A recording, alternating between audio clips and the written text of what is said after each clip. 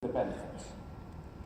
It's an economy unhealthily built on debt, over-indebted households, over-indebted companies, over-indebted government, inadequate investment, stagnant wages, grotesque rewards for undeserving fat cats, for short-term performance, and often outright failure. It doesn't have to be like this. A better approach to business isn't an idealistic fantasy. Now, when I left Parliament for a brief exile, I became, and I remain, the chair of one of the country's largest social enterprises. Perhaps for the benefit of the journalists, it's unpaid. But HACT is a highly successful transport company which combines commercial discipline and social purpose. Now, many companies can and do operate in this way, but it must be the norm and not the exception. We believe that there should be ample opportunities for business to invest and innovate, to make money, why not, and create jobs. But we also believe in active government. We're not afraid to intervene when the market fails. As a minister, I was proud to launch, with the help of my Lib Dem colleagues, the financial tech sector through the British Business Bank and the Green Investment Bank and the Catapult Network, which has created a launch pad for many technological advances as part of a long-term industrial strategy. And that's our model for the future. In the face of relentlessly advancing new technologies, it's easy for people to feel powerless and threatened. So we have to understand and regulate some of the new technologies coming down the track. So that's why Joe Swinson and I are setting up a commission to look at how to turn emerging technologies from a threat into an opportunity. And if we embrace these technologies, try to imagine some of the potential. You know, the potential for robotics in care homes, for machine learning, which can detect the first signs of a malignant tumor, or detect fraud, for blockchain, which can enable massive, secure clinical trials, and quantum computing, which can outcompute computers. Now, Britain can and should be a leader in these fields, investing massively in our science and technology base. And also imagine how a government that wasn't distracted by the cost and the trouble of Brexit could use its strength and its borrowing power to invest in the environmentally sustainable infrastructure that Britain so desperately needs.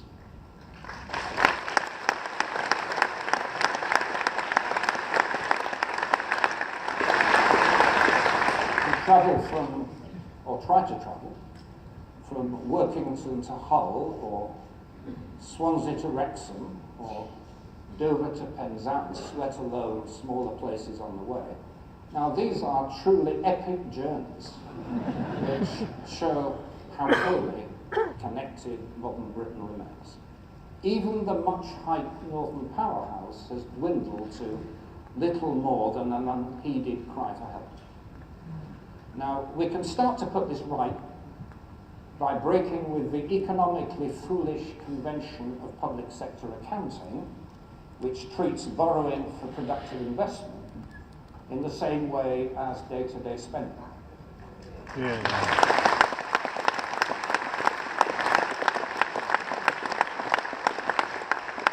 The demands of climate change alone require that bonus. If you take the tidal lagoon in South Wales, the Tory government has killed it, and we would resurrect it.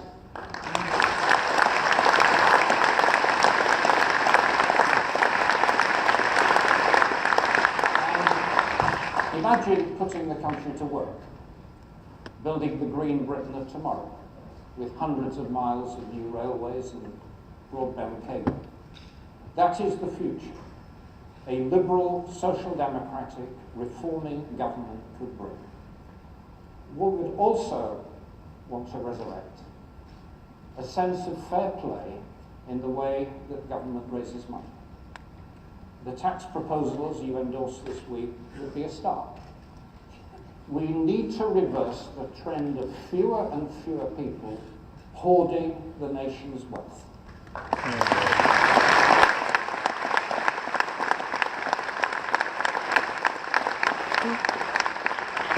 Those on modest incomes should pay less tax.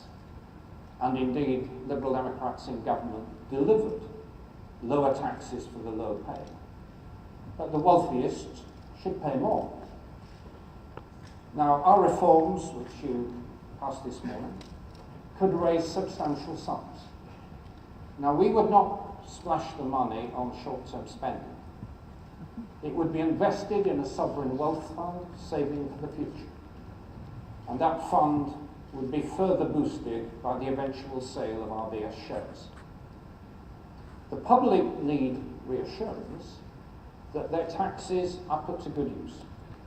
And that's why we argue for a penny in the pound on income tax, earmarked for the NHS and social care as a stepping stone to a tax specifically set aside for the NHS.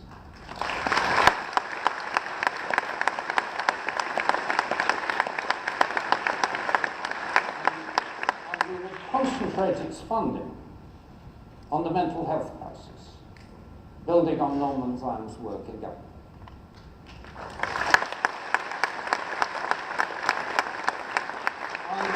And there are other services crying out for money. Schools are seriously underfunded. The police are being cut back to dangerous levels and crime is rising as a consequence. And local government has been outrageously undermined.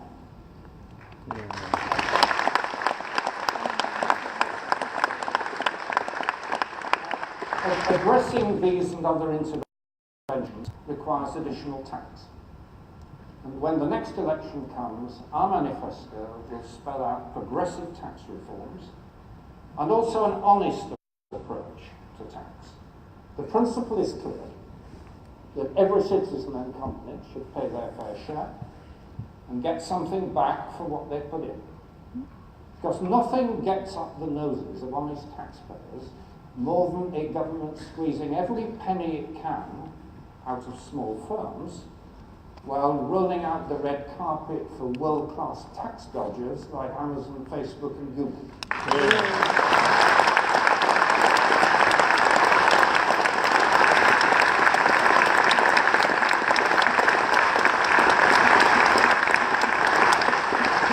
To that end, we want a renewed offensive against individual and corporate tax dodging. In addition, we will scrap the outdated business rates, which are destroying our high streets,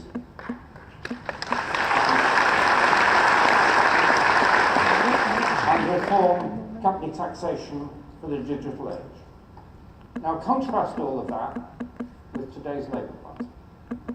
From the coterie of people around Jeremy Corbyn, who, until very recently, were on the Stalinist wing of the microscopic British Communist Party, and from economic policies which are based on a nostalgic view of the commanding heights of the economy, which are more relevant to the steam age than to the digital age.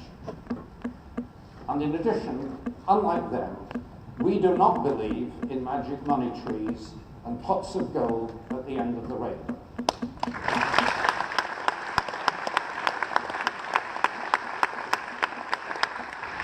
What we do believe in is in the power of education. And Layla Moran has set out the blueprint for a Britain which will prepare young people with both the academic and vocational education they need to get on in life, putting the education profession back in charge, cutting testing and volume teaching.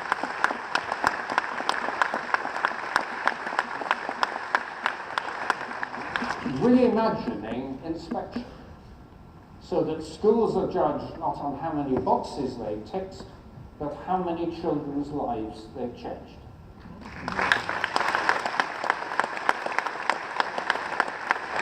And supporting schools who teach the most disadvantaged children.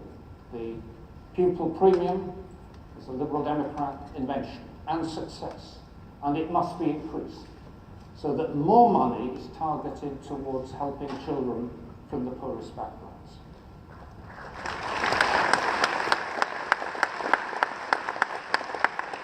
By contrast, the present government's financial squeeze on schools is leading teachers and assistants to be made redundant and special needs to be neglected. And all the while, scarce resources are diverted to the Tory party's ideological hobby horse of grammar schools. Selective admissions are creeping back. A generation after the 11 plus was consigned to the history books. We should be clear, selection is a byword for division. It sets school against school, pupil against pupil, and it drives down standards overall. It is totally the wrong priority.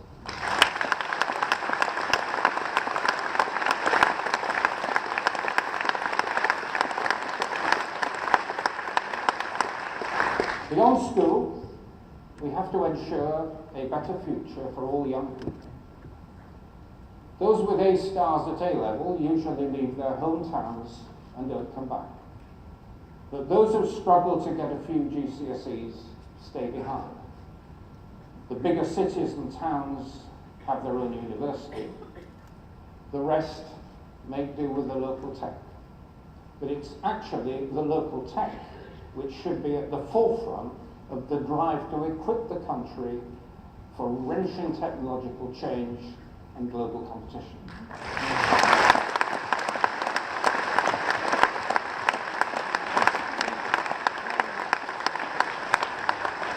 As the fourth industrial revolution takes hold, only the Liberal Democrats recognise that education is for all and for life, and not just for the very clever, the very rich, or the very fortunate.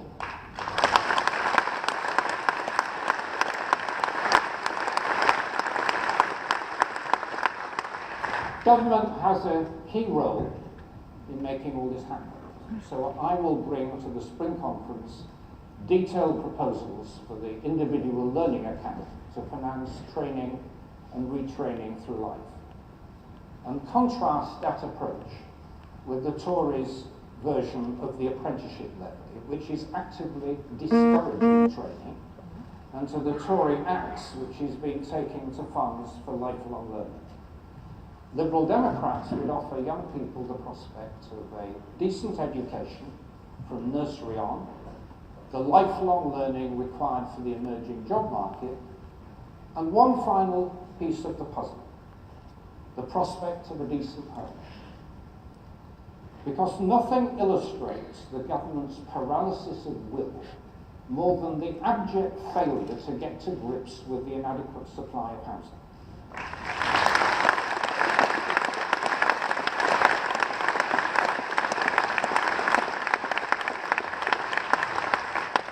Tory governments under Churchill and Macmillan built 300,000 houses a year, and now they struggle to deliver half of that for a much bigger population.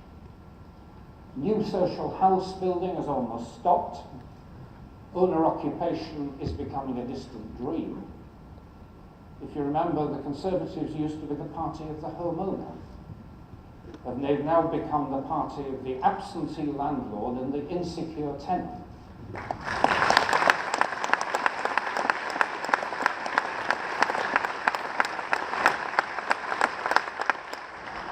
Sleeping on the streets has become appallingly commonplace. You've seen it here in Brighton. And it cannot be justified in a civilised society. And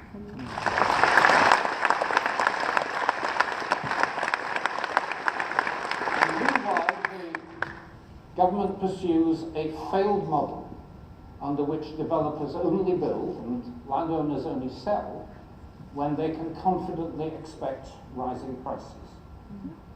Big housing developers like Berkeley Homes and Barratt's and Pacific.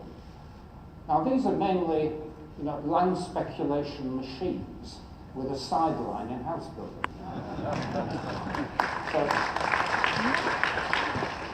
So what we insist on is that there must be an ambitious programme of council house building by councils, building free from central government control.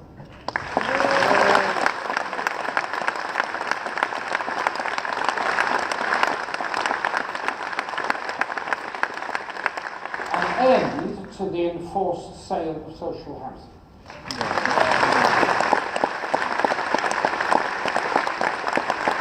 And we desperately need a programme of low-cost homes for rent leading to purchase for the first-time buyers and key workers. And it can be done. Successful, long-standing Liberal Democrat councils like Eastleigh have gone on and done it. There's no ideological dogma. It's just hard work and commitment. And that is what people have come to expect from their Lib Dem councils and councillors.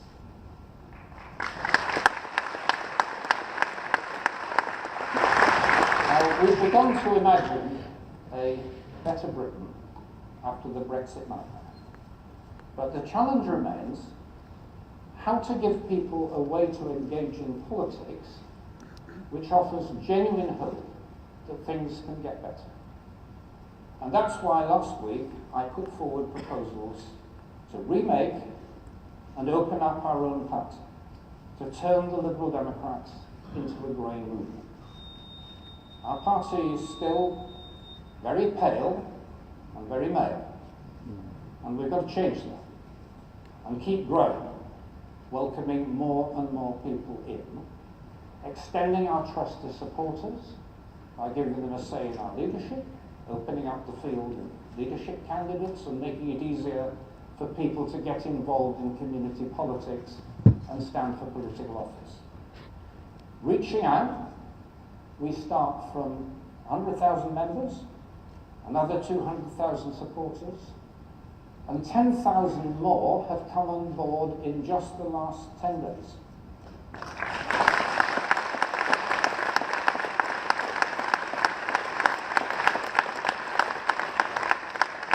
And thanks to your efforts, we start the job of building this movement from a position of greater electoral strength than was apparent a year ago. At the last conference, I ended my speech by urging that we should all get out there together and win. And I want to say thank you to each and every one of you for answering that call. Because we have 75 net gains in the local elections in May. We've got 4 new councils in Liberal Democrat control, including mine. We had our best results in 15 years.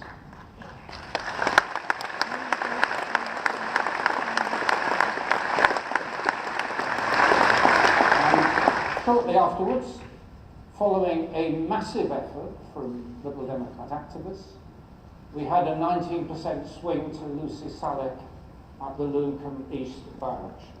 It was actually our best result against Labour for 14 years.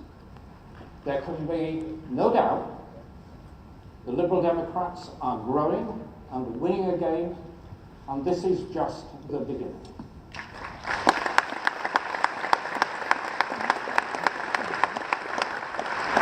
The next step is to win and win big in the local elections next year. And Willie Rennie and Jane Dodds and Caroline Pidgeon are readying us for the big devolved elections in 2020 as well. But meanwhile, as we grow, the tectonic plates of British politics are shifting beneath us. The 2 big parties have changed from broad churches into intolerant cults. And those who